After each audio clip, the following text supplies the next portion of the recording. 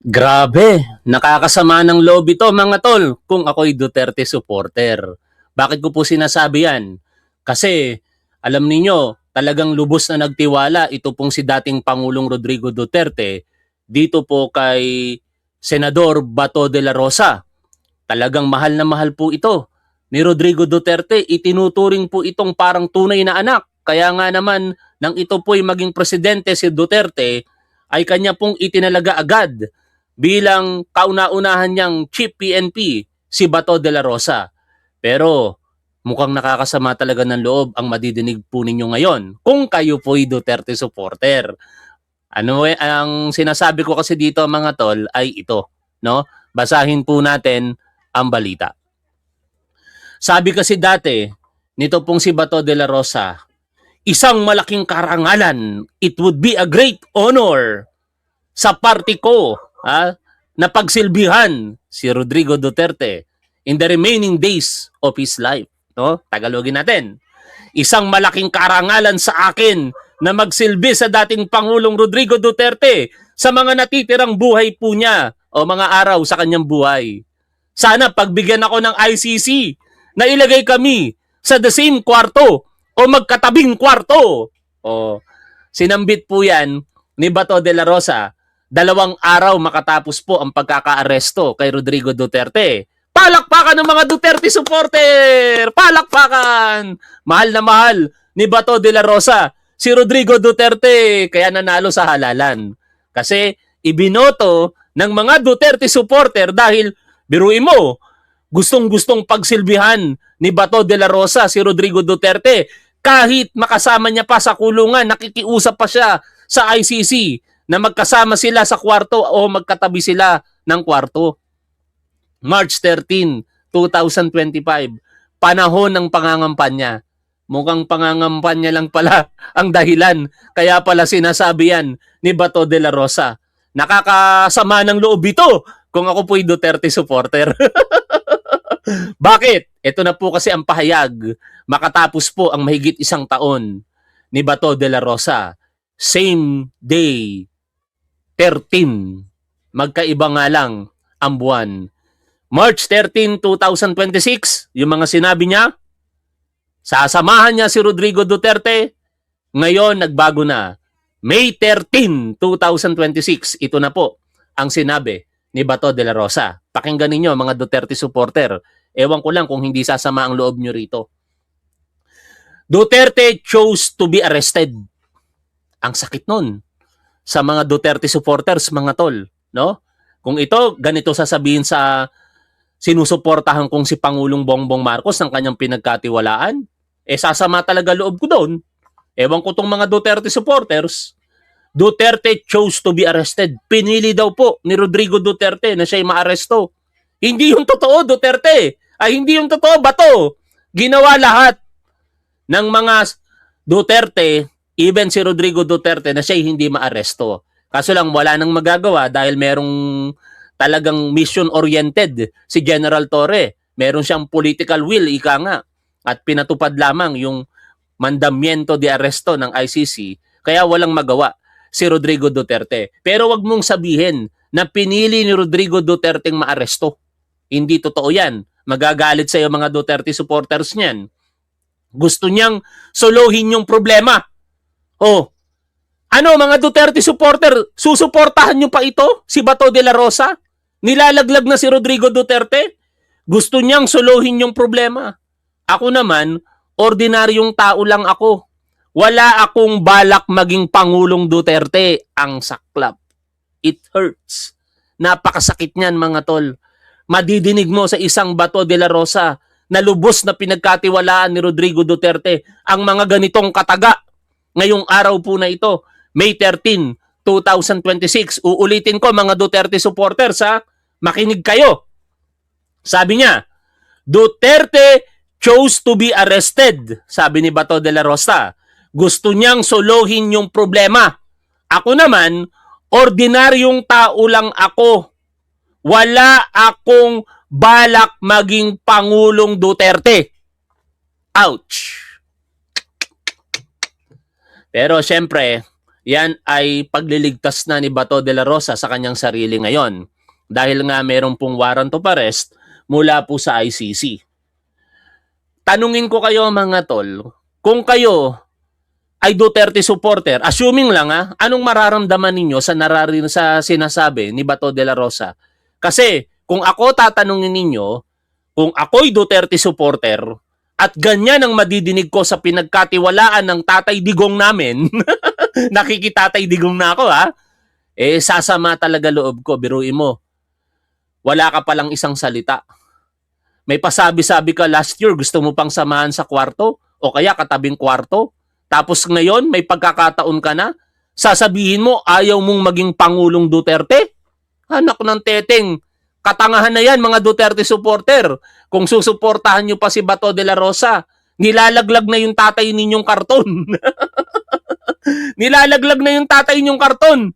Tapos, pa-rally-rally pa kayo sa harapan ng Senado, tinapatan kayo ngayon ng mga talagang mga naghahanap ng pananagutan. Mas marami ngayon ang mga loyalista, dilaw pink na nasa Senado ngayon. Ang dami nila doon. Naka-live yung ibang mga vlogger sa bahagi na yan ng Senado. Libo ang pumunta pong naghahanap ng pananagutan dito kay Bato de la Rosa. Saka syempre, yung impeachment ni Sara Duterte. Kaya para sa iyo, Bato de la Rosa, sana pakinggan mo itong pakiusap sa iyo ni Director Melvin Matibag. Kasi sinasabi din po sa balita ngayon ng NBI, anytime pwedeng ipatupad ang warrant of arrest laban sa iyo. Kaya ang pakiusap ng NBI, ayon kay Director Melvin Matibag, nakikiusap siya, mapayapa kang sumuko para wala ng kaguluhan, wala ng habulan na mangyari. Sana pakinggan mo yan, Bato de la Rosa. Maliban na lamang kung lalaban ka. Kasi mukhang mabibigat itong mga sinasabi mo dito. Nasabi mo hindi ka tanga para ikaw ay magpahuli. No? Saan ko ba banda na ilagay yun? Marami tayong pinrepair na quote card dito ito. Sabi mo po dito, hindi po ako ganun katanga na magpapahuli. Ibig sabihin, retorika lang lahat ang sinabi ni Bato de la Rosa.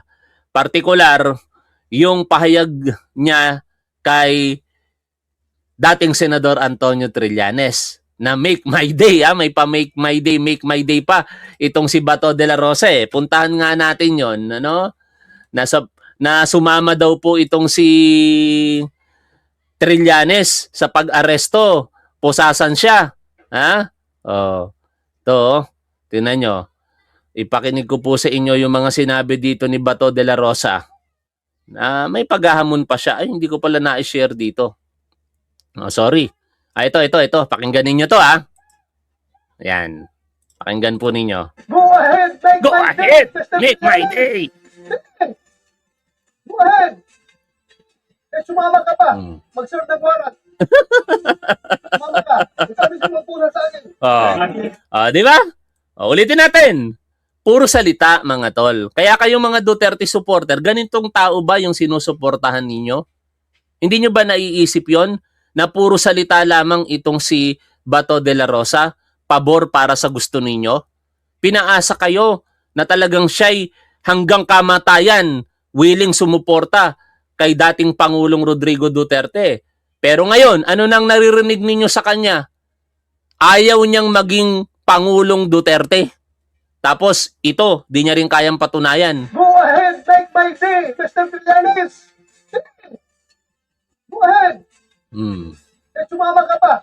Mag-serve ng warrant. Sumama ka. Sabi mo muna sa akin. Tapos sasabihin niya rito, hindi po ako ganun katanga na magpapahuli. Naninindigan si Senator Bato de la Rosa na hindi siya magpapahuli sa mga otoridad kasunod ng tangkang pag-aresto sa kanya ng mga tauhan ng National Bureau of Investigation sa Senado nitong Lunes, May 11. Sabihan nyo na po ako'y duwag, pero hindi ko matatanggap na sabihin nyo ako ay tanga na nagpapahuli. Alam na huhulihin ka, magpapahuli ka, saad ng senador. Hindi po ako ganon katanga na magpapahuli.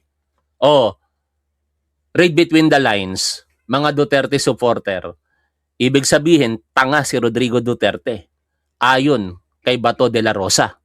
Ulitin ko ha, sabi niya, sabihan nyo na po akong duwag. Si Rodrigo Duterte matapang.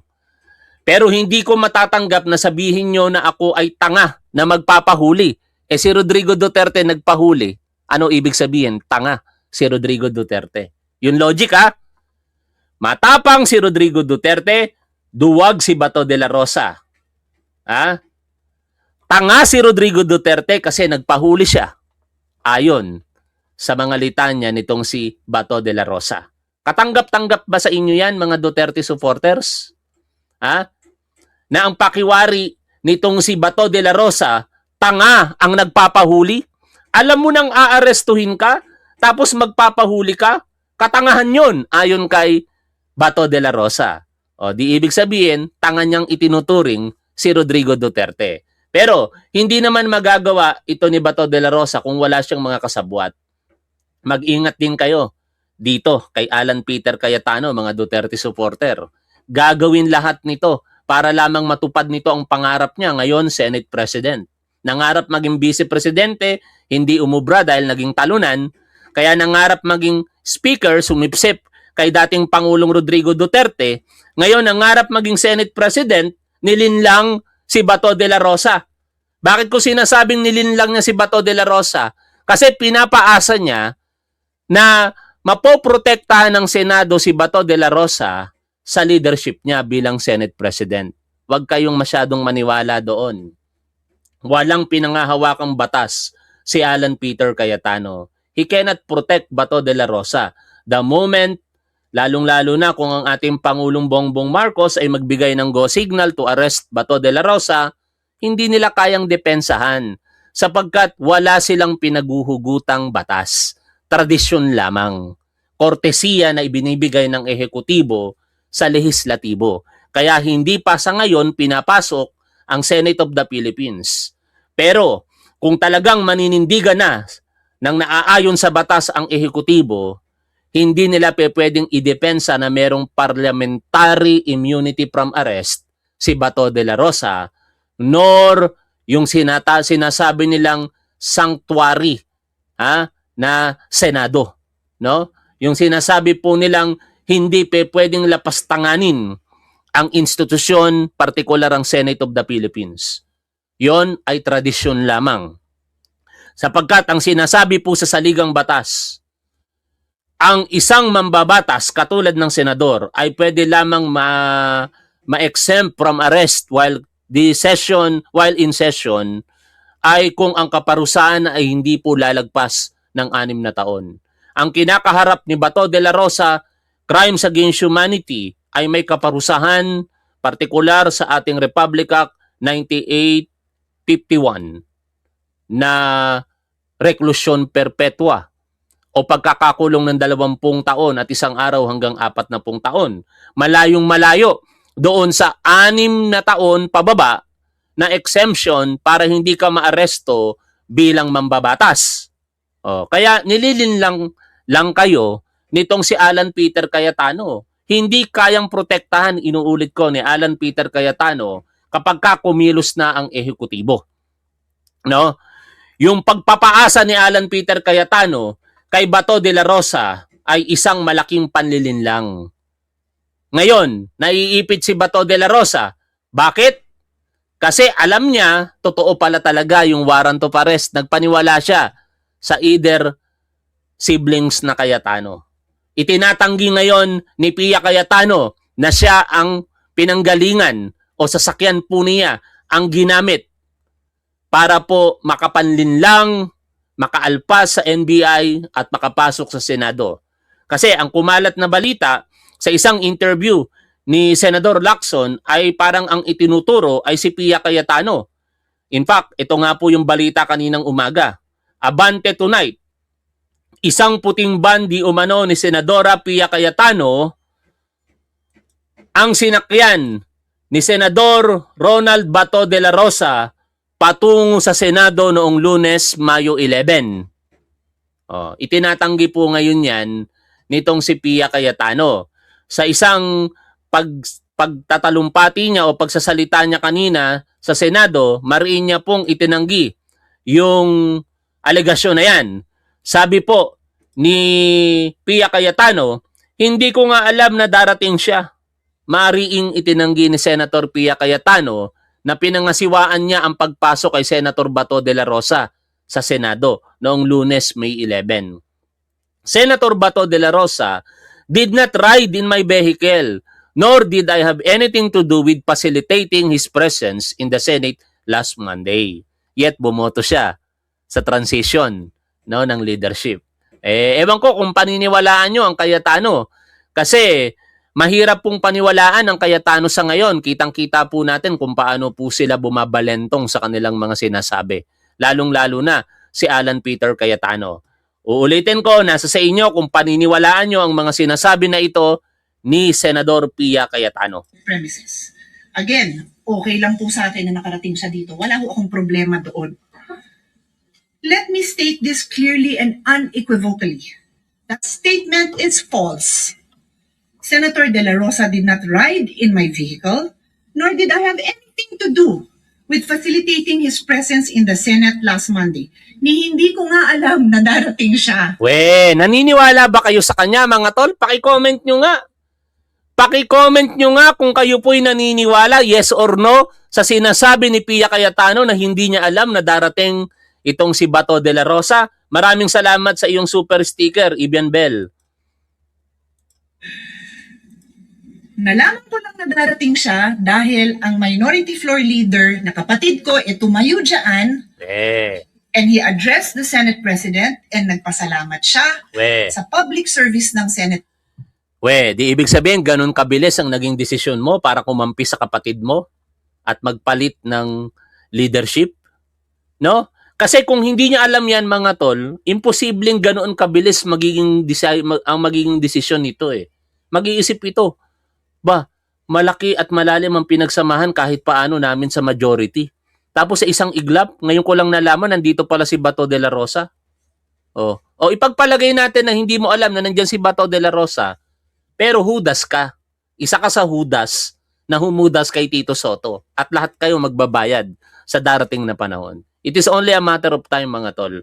Naniniwala ako na ang leadership nitong si Alan Peter Cayetano ay hindi po magtatagal bilang Senate President. Lalong-lalo na kapag ka naaresto na itong si Bato de la Rosa, 12 na lang sila laban sa 11. Tapos posibleng labasan din sooner or later ng warrant of arrest si Bongo. Ayon kay dating Senador Antonio Trillanes, halos lahat ng mga sinasabi niya nagkakatotoo, susunod ng lalabasan ng warrant of arrest itong si Bongo. 2 na. Di matitira na lamang sa kanila 11. Mukhang nararamdaman ko ngayon na makakasuhan na sa Sandigan Bayan yung 3 senador, si Chis Escudero, itong si Jingoy Estrada at saka si Joel Villanueva. Nobel recommended. Magiging 5 ang mawawala physically presence diyan, yung physical presence nila diyan po sa Senado. Wala, hindi sila makakaboto. Ang matitira sa 13, 8 against 9. Yung 2 playing safe. Si Mig Zubiri, naiintindihan ni Senate President Tito Soto kung bakit siya nag-abstain. Si JB Ejercito, naiintindihan din ni Senate President Tito Soto kung bakit nag-abstain. Pakinggan po ninyo ang pahayag ni Senate President Tito Soto dito. Ayaw nila ng ganun Nung binabanggit yan, napapagbanggit nung isang araw yan Kahapon data yun. Merong 1, 2 sa mga sinasabi sa amin, yung mga si ganyan, si ganon, bumaliktad yan, madulas yan, huwag na. Mga ganon. Kasi yung mga kasama namin, lalo na yung mga tulpo, matitibay yung tip-tip Very good. Hindi kaya presyo Ayan, Very good ang mga tulpo, lalo si Rapi Tulpo ngayon, mga tol, patuloy na lumalakas. Bago ko ipagpatuloy yan, maisingit ko lamang po ito mga tol. Si Rapi Tulpo, tinalo nila ni Mayor Leni Robredo, si Sara Duterte at Amy Marcos sa isang survey na isinagawa ng Okta Research. Kapag ka nagtambal ang 2. Dito po sa survey po na ito, makikita po ninyo rito, na nakakuha po ng napakalaking porsyento. Ito pong si Mayor Leni Robredo at Rapi Tulfo against Sara Duterte and Amy Baba Marcos. 44% ang nakuha ni Leni Robredo at Tulfo, samantala nakakuha lamang ng 40%. Si 44% ang nakuha ni Robredo at Tulfo, nakakuha lamang ng 40% si Duterte at Marcos. O, di ba? Yan pa lang yan, ha? Hindi pa yan nagpapahiwatig ng pagkandidato. In fact, si Leni Robredo ayaw niyang kumandidato. Si Rapi Tulfo ayaw niyang kumandidato. E paano pang nagdeklara tong dalawa na ito? Nakakandidato sila sa pagka-presidente at pagka-vice-presidente. Walang sinasabi si Rapi Tulfo na hindi siya kakandidato sa pagka-vice-presidente. Sinasabi niya lamang ayaw niyang kumandidato sa pagka-presidente. Oh. E pag nagdeklara yan dalawa na yan, malamang aabot na yan ng 50% mahigit. O, naisingit ko lamang yan kasi binanggit dito nitong si former Senate President Tito Soto na matibay ang dibdib ng mga Tulfo at hindi siya iniwan. Eh yung dalawang nag-abstain, ano ba ang dahilan? Pakinggan ninyo mismo kay Senate President, former Senate President Tito Soto. Yung isa sa amin doon na member ng minority ngayon, puro puro matibay yan. 11 Talagang sumusunod sa Constitution. itinuturing nito pong si former Senate President Tito Soto, nakasama pa rin nila si Mig Zubiri at saka si JB Ejercito bilang minority ngayon. No? Kasi may mga kadahilanan lang daw kung bakit nag-abstain yung dalawa. Pakinggan ninyo mismo kay Senate President Tito Soto. Maraming salamat, Sasaros, sa inyong super sticker. Pati yung dalawang independent ngayon. Yung Ay, nag-independent lang yun sapagkat kasama namin yun. Nakalista ng kasama namin yun. Nag-abstain lang. Tinawag lang ng independent na secretariat dahil nag-abstain. Pero may dahilan yung pag-abstain nila eh. Si JB, kaya nag-abstain kasi kinukuha siyang majority leader eh. Hindi siya bumayag, tumanggi siya, nahihiya naman siya na parang diba? So, nag-abstain na lang siya. Si Mix naman, alam naman natin yun eh. Si Mix is from Mindanao. So, Ako medyo malungkot ako kasi yung gusto kong senador hindi natatakbo sa pagka-senador sa 2028. Nag-uusap kami na Senator JB, no? At very vocal na siya. In fact, pinost niya na rin sa mga comments sa mga public comments na hindi na siya tatakbo sa pagka-senador. At kinukumbinsi ko siya sa totoo lang. Sabi ko, wag kang bibitiw, Senator JB Ejercito. Bagamat unpopular, yung mga paniniwala mo at yung posisyon mo dahil lagi kang pumapagitna, eh naniniwala pa rin ako na hindi ka korap, walang issue ng korupsyon sa'yo, marami kang nagawa kung susuriin lamang talaga ng tao, pero sabi ni JB, ayaw niya nang tumakbo. O, kaya wala na akong magagawa dahil sinabi na ni Senator JB, hindi na siya tatakbo sa pagkasenador, matuwa na kayo. Kasi lagi niyong sinasabi, wala kang boto sa amin, Senator JB Ejercito. O matuwa na kayo sapagkat hindi niyo na kailangang bantaan pa si JB Ejercito na hindi niyo na siya iboboto sapagkat hindi na siya tatakbo. Kaya tinanggal ko na rin siya dito sa ating picture na nagpa-flash dito. Bagamat ngayon, hinalis ko muna. Ano? Ngayon, balik tayo dito kay Bato de la Rosa. Ang daming mga sinasabi, no?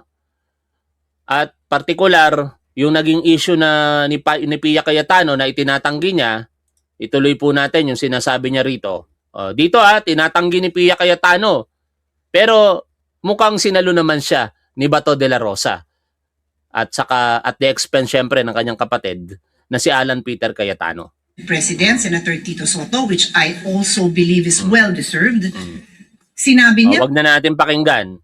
Kasi dito, sa huling balita, inamin na nitong si Bato de la Rosa kung kaninong sasakyan siya sumakay. Pero niloko siya, nilinlang siya dito ni Cayetano, mga tol. Hindi ka kayang protektahan Bato de la Rosa ni Cayetano, sa totoo lang. Nakisakay sa van ni Senator Alan Peter Cayetano. Kinumpirma ni Senator Bato de la Rosa na sumakay siya sa van ni Senate President Alan Peter Cayetano papunta sa Senado nitong Lunes, May 11. Ito ang araw na muling lumutang ang senador matapos ang 6 na buwang pagliban sa mga sesyon. Inihalal din si Cayetano bilang Senate President sa biglaang pagpalit ng liderato sa parehong araw. Si Alan Cayetano ang kausap ko. Wala akong ibang kausap. Hindi ko alam kung ban niya yon o nirentahan sa ad ni De La Rosa sa isang press conference ngayong Miyerkules, May 13. O, talagang planado. Kaya napakasinungaling talaga ni Alan Peter Cayetano na sinasabi niya na hindi niya binalak o pinagtangkaan na magkaroon ng pagpapalit ng liderato sa Senado. Dahil planadong planado. Kinumbinsin niya si Bato de la Rosa na pumunta sa Senado para makaboto, siguro with the promise na kapag ka Senate President na siya, poprotektahan niya si Bato de la Rosa. Pero mukhang nagkamali ng akala si Bato de la Rosa. Kasi ngayon, halos lahat ng mga legal experts sinasabi na walang magagawa ang Senate President kung ipapatupad po ng ehekutibo ang warrant of arrest laban kay Bato de la Rosa. Oh. Kaya ito pa yung ilan sa mga naging balita kanina kaugnay niyan. Oh. Sinasabi nila, wala daw kinalaman sa impeachment, pero tanga lamang ang hindi maniniwala na walang kinalaman sa impeachment ito. Even ang dating Senador Dick Gordon, hindi naniniwala at natatawa. Pakinggan po ninyo siya. Ay, sabi mo, walang kinalaman sa impeachment yan. Sino niloloko rin? No permanent friends. Only permanent interest. Pero nagulat ka ba doon sa ginawa ni Senator Loren? Kami nagulat kasi kami. Oo naman. Hala, of all the groups, si Loren Legarda pala yung bumaliktad. Well, that's true. Sa mga partisan katulad natin, ako rin, hindi ko masasabi hindi ako partisan, magugulat ka. Pero mas Yeah. nagiging balako na gano'n lang ang trato nila sa Senado. Grabe ang ginawa ni Loren Legarda, mga tol. Kahit si former Senate President Tito Soto, hindi man masama ang loob niya pero nagulat siya. Kasi of all the people sa majority, hindi niya aakalain na si Senator Loren Legarda pa ang tatraidor sa kanila. In fact, sa naging interview kay Senator Ping Lacson na napakinggan ko kanina, sinabi doon ni Senator Ping Lacson na laging magkakasama sila, partikular sa bahay ni Senator Loren Legarda at pinag-uusapan ng mga agenda ng majority. Laging kinukumpirma, inaapirma nitong si Loren Legarda ang suporta niya sa leadership ni Senate President Tito Soto. Sa bahay nila, 4 lagi daw sila na nandoon. Sino-sino? Ayon kay Ping Lacson, Tito Soto, Ping Lacson, Loren Legarda at Mig Subiri. Ganon ka-close itong 4 na ito. Pero nagawang traidor rin ni Loren Legarda itong si Senate President Tito Soto. Wala na tayong magagawa dyan kasi sabi nga, sa politika walang permanenteng kaibigan, walang permanenteng kaaway kung hindi permanenteng interes lamang. Ngunit, yung permanenteng interes mukhang mawawala dito kay Bato de la Rosa kasi naniwala siya kay Cayetano. Ano? Naniwala siya na kaya siyang protektahan ni Alan Peter Cayetano. O, sabi dito sa balita, huwag kayong masyadong atat na makulong ako. Bigyan lang ninyo ako ng tiyansa i-avail yung remaining legal remedies na pwede kong i-avail. Yet kapag ka tinatanong siya, partikular ni Mel Chanco, ni Constantino, sino ba yon? Yung sa ABS-CBN, Katrina Constantino ba yon? Yung reporter na magaling din. Hindi niya masagot categorically na willing siyang sumuko eventually kung ma-exhaust lahat ng legal remedies. Hindi niya kayang sabihin. Pero pinapaasa niya ang mga supporter niya na sa pamamagitan ng pag-exhaust ng legal remedies, hindi muna siya susuko. O, kaya ngayon, may mga tanga at isa po doon, itong tao na ito, wag niyong gagawin ito mga tol. I suggest sa bawat isa po sa atin, wag po natin gawin ito. No? No matter kung gaano po natin kamahal ang politiko. Wag po nating gagawin po ito. Ako, sinasabi ko, kaya kong ibigay ang buhay ko para kay Pangulong Bongbong Marcos kung ako'y bodyguard niya. No? Pero yung posisyon ko ngayon, uunahin ko pa ba ang buhay ko na ibigay sa Pangulo ng Pilipinas kaysa sa pamilya ko? Wag ganon. Ha? Katulad nitong tao na ito, sabi nga po dito ni Fiscal EJ, the height of irrationality, offering his life for a politician who may not even know him, the most stupid decision a person can make. Sabi niya kasi, kaya kong magsakripisyo ng buhay ko protektahan lang si Senator Bato de la Rosa. Sa bagay, ano pang ine-expect po natin sa mga Duterte supporters? Kasi kung si Bato de la Rosa, sinabi niya rin ito na kaya niyang ibigay ang buhay niya para kay dating Pangulong Rodrigo Duterte. O, tingnan niyo ngayon ang nangyari. Kaya niya bang ibigay? Hindi. Tong tao na ito, yabang lang din ito. Pagka malalagay na sa alanganin ng buhay niya, malamang hindi niya rin ibibigay. Kaya ako, di ko sasabihin niyang kailanman. Hindi ko sasabihin na ibibigay ko ang buhay ko para sa politikong sinusuportahan ko. Kay Pangulong Bongbong Marcos, dahil lamang sa mga ganitong programa natin, ibibigay ko buhay ko. Di ko gagawin yon. Ang laking katangahan nun. Mas mahal ko pamilya ko. Wag na tayo magplastikan dito, mga tol. Ha? Wag tayo magpaplastikan dito. Sinong mas mahal natin? Pamilya natin o sa mga politikong sinusuportahan po natin? Di ba, pamilya natin? Pero, kung bodyguard ako ni Pangulong Bongbong Marcos, ibibigay ko buhay ko dahil sinumpaan kong tungkulin yon. At napatunayan ko na yan before. Dati akong pulis Personal security, bodyguard, editor, sekretaryo ako ng boss ko. Makailang beses ang tapang ng boss ko Napakatapang nun si Colonel Masungsong. Pero may mga pagkakataon dahil nga pariwara ang buhay ko noon, gusto kong mamatay sa operasyon para ka ako ang katuwiran ko. Pag namatay ako, tapos sa mga problema ko, masasalo ang buhay ng pamilya ko kasi marireceive nila yung mga benepisyo. Sir, ako mauuna. Ako sisipa ng pinto. Ganun talaga. Hindi ako nagbibiro, mga tol. Ha? Talagang nagpapauna-una ako palagi pag may nire-raid kami. Sisipain ko pinto, ako mag-uuna. Ganun ako. Kaya kong ibigay ang buhay ko sa boss ko.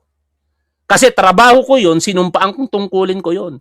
Pero dito, politika to pinag-uusapan natin. Magmamagaling ka. Sasabihin mo, ibibigay ko buhay ko sa Pangulong Bongbong Marcos. Vlogger ka? Ibibigay mo buhay mo sa Pangulong Bongbong Marcos? Katangahan yon.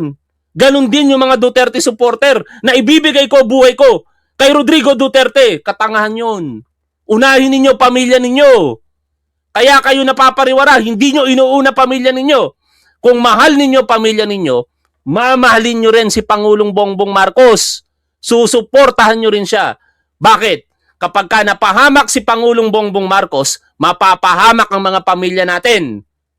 Kapag ka ang mga Duterte ang nagtagumpay sa politika, mapapahamak ang mga pamilya natin. Ganun ang logic. No? Kaya wag nyo akong yayabangan kahit sino sa inyo. Wag nyo akong yabangan na kaya nyong ibigay ang buhay ninyo. Vlogger kayo? Supporter kayo? Hindi naman kayo bodyguard ng Pangulo? Baka pag natutukan kayo ng barel, maihi kayo sa takot. Ha? Ako, naranasan ko magising kami ng granada, di lang pumutok. Salamat sa Diyos. Kaya sinasabi ko sa inyo, hindi ako natatakot mamatay. Pero ngayon, mukhang nagbabago ang paniniwala ko. Nagkakaroon ako ngayon ng pangamba, takot. Kasi naiisip ko yung pamilya ko No? Mahal ko pamilya ko Paano pag namatay ako? Anong mangyayari sa pamilya ko? Yun ang unahin natin bago ang mga politiko. Walang masama sa pagsuporta. Prangkahan tayo rito. Magalit kayo sa akin. Kung magagalit kayo sa akin, kayo po'y pinaprangka ko lamang. Siguro, rational naman tong sinasabi ko. Na mas mahalaga sa akin ang pamilya ko kaysa kahit sinong politiko. Pero, hindi ko tatalikuran si Pangulong Bongbong Marcos sa ginagawa ko ngayon. Diba? Ganun lang naman yun. Ngayon, ito, si Bato de la Rosa nalalagay sa alanganin. Ano ang sitwasyon? Puro salita, puro dada. Dapat hindi tayo ganun. No? Less talk, less mistake, sabi nga. Bago ka magsalita, kailangan kaya mong gawin. Tinatandaan ko lagi yung sinasabi sa akin ng boss ko Randy, pag ikaw magsasalita, dapat kaya mong gawin. Pag ikaw mag-uutos, dapat kaya mong gawin. No? Dapat ganun. Huwag tayong daldal ng daldal. Katulad ni John Vic Remulla, ang walang kwenta nating SILG, inutil. Puro daldal, puro daldal. Puro pa-presscon, puro pa-presscon. Pagdating ng kinakailangan magpa-presscon, nasa na? Nung kumpirmado na ang warrant of arrest ni Bato de la Rosa, nasa na yung presscon ni John Vic? Wala na. Anak ng teteng na yan. Mahaba pa sana ang topic natin, kaso lang, walang magbabantay dito sa bahay. Kailangan kong bantayan ng mga aso. Nakatatlong away ang away ng aso namin ngayon. Antindi.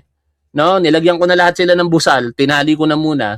O kaya pansamantala mo tayo magtatapos, ang dami pa natin pwedeng talakayin, no? O, pero tapos na muna tayo. Salamat sa inyong lahat, mga tol, sa mga nag-send po ng super sticker kay Ibian Bell, kay Sasa Ross. Maraming salamat at sa lahat ng manonood natin. Shoutout po sa inyong lahat. Lagi po nating tandaan kung ano po ang tama at dapat, doon po tayo. Keep safe. See you always. Bye for now, mga tol.